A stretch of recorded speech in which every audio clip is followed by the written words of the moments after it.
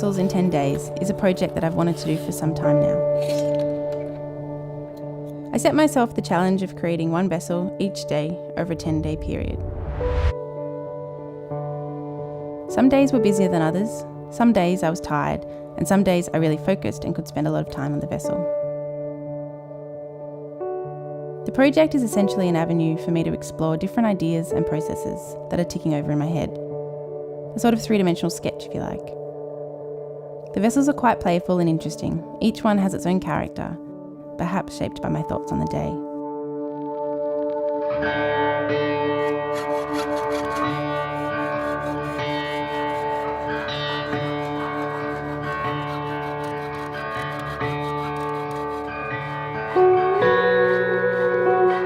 Each day I begin with a rough sketch, a scribble on a piece of paper, or sometimes just an idea in my head.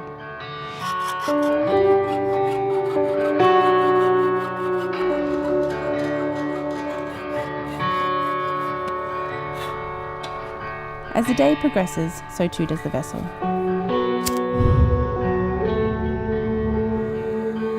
Some ideas change and evolve through the making process, and it becomes very apparent to me the need to be open to these changes.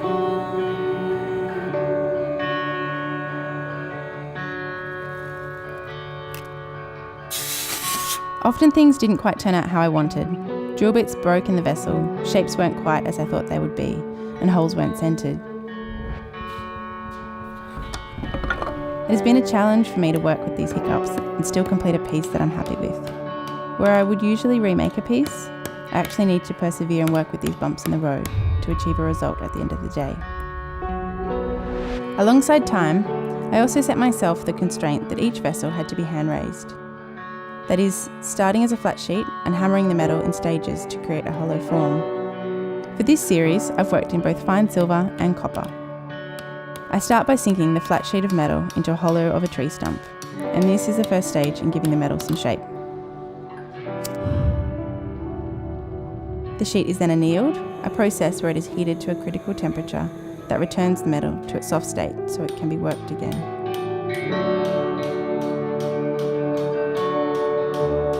Raising is a traditional silversmithing technique which is becoming a dying art. It is intensely time-consuming and labour-intensive, but it is also an incredibly rewarding process. It's quite amazing what you can achieve with a sheet of metal and a hammer.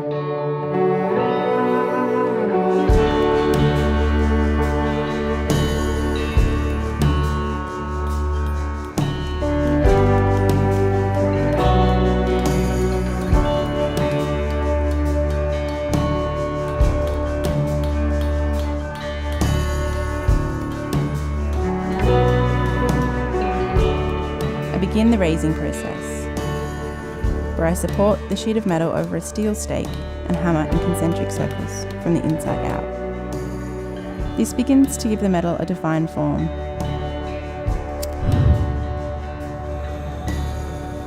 From here, it is a very repetitive process. The metal is worked, then annealed to soften, and then worked again.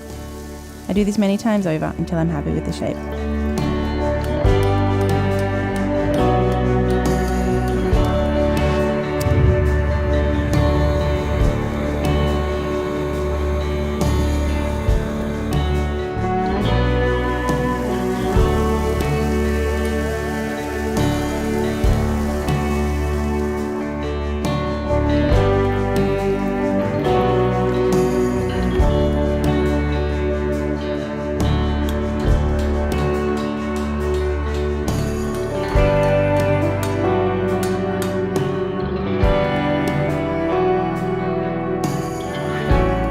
Then I begin to planish the vessel.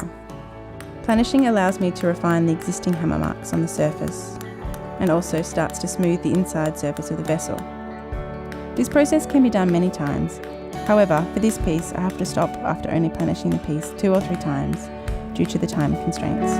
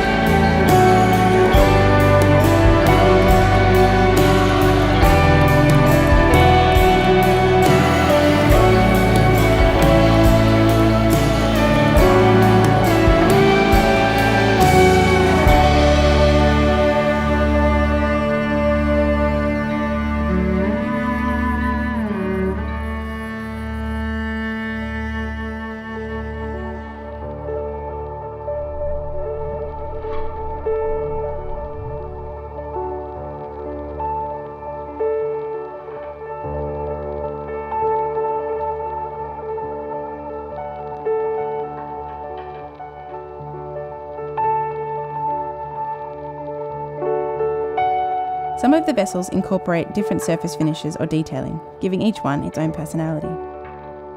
Wrapped, bound and tied with steel binding wire, I like to reference different construction methods often used when making vessels. Usually reserved for holding a piece together while soldering, it is then snipped off and thrown away. It is such a helpful part of constructing metal objects, yet so rarely seen in the finished piece.